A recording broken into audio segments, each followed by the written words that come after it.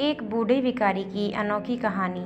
हर दिन एक भिखारी दरवाजे के पास आकर भीख मांगता था और घर का मालिक हमेशा घर के बाहर आते ही उसे देख कर फिर जाया करता था। कई बार उसके लिए गालियां भी बकता और वो कहता, तू जिंदा ही क्यों है? पूरी जिंदगी ऐसे ही भीख मांगेगा क्या?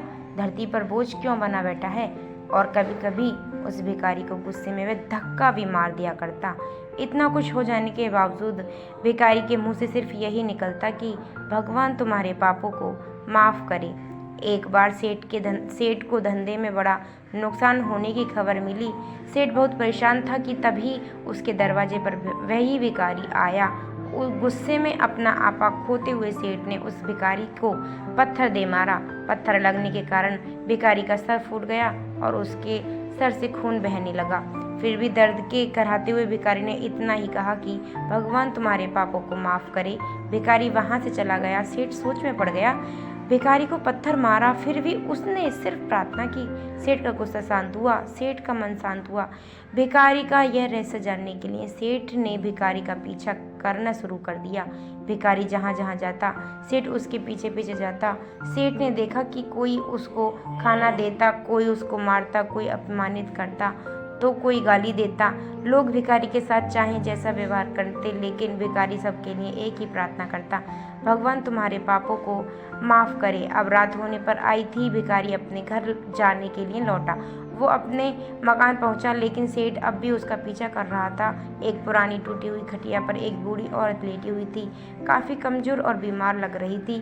वह भिखारी की पत्नी थी। अपने पति को वापस आता देख वह खाट से उठ खड़ी हुई। पत्नी ने अपने पति के भीख वाले कटोरे में देखा, उसमें सिर्फ आधी बासी रोटी थी। उसे देखकर वह बोली, आज बस इतना ही मिला? और हाँ, आपके सिर से खून निकल रहा है, ये चोट कैसी लगी? बूढ़ा भिखारी बोला, आज बस इतना ही मिला।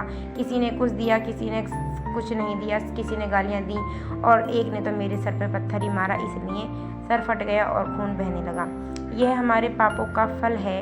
तुम्हें याद है कुछ हम कितने अमीर थे? क्या नहीं था हमारे पास हर चीज़ ज़रूरत से ज़्यादा थी, लेकिन हमने कभी दान नहीं किया। और उसे भी बुरा हमने उस अंधे भिखारी के साथ किया जो हमारे द्वार पर भीख मांगता आया करता था। बूढ़ी पत्नी की आंखों में आंसू आ गए। वह बोली, हाँ, हम उस बेचारे अंधे के साथ बहुत बुरा करते थे। उसे खाने के लिए रोटी की जगह कागज़ दिया करते थे, उसका मजाक उड़ाया करते थे और कभी कभी मारा भी करते थे। मैंने कभी उसको रास्ता नहीं दिखाया। एक बार मैंने उसके मुंह पर मिट्टी भी फेंकी थी और वह हमेशा दुखी होकर ये कहता कि भगवान तुम्हें तुम्हारे पापों की सज़ा देगा। और तुम्हारे पाप उसका शराब सच हुआ। और आज हम इसलिए मैं किसी को बद्दुआ नहीं देता। चाहे कोई मेरे साथ कैसा भी बर्ताव करे, मैं हमेशा उसके लिए प्रार्थना करता हूँ। मैं नहीं चाहता कि कोई भी हमारे जैसी ज़िंदगी का अनुभव करे, किसी को भी हमारी जैसी दुखों का सामना करना पड़े। वो नहीं जानते कि कितना बड़ा पाप कर रहे हैं, इसलिए अनजाने में हुए पाप ऐसी सज़ा किसी को भी ना मिले। सेठ वहीं पर था, छुप कर यह सारी बात सुन रहा था। अब उसे सब कुछ समझ में आ गया। भिखारी और उसकी पत्नी वे आधी रोटी मिल बांट कर खाए और भगवान को धन्यवाद बोलकर सो गए। अगले दिन बूढ़ा भिखारी फिर से सेठ के घर मांगने पहुंचा।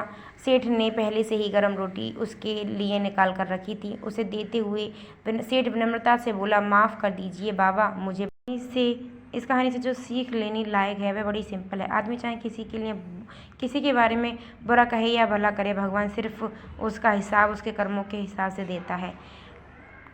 क्या हुआ अगर भगवान नहीं देखता? लेकिन यह बात बिल्कुल सच है, उसके खाते में सबका हिसाब बहुत बहुत पक्का होता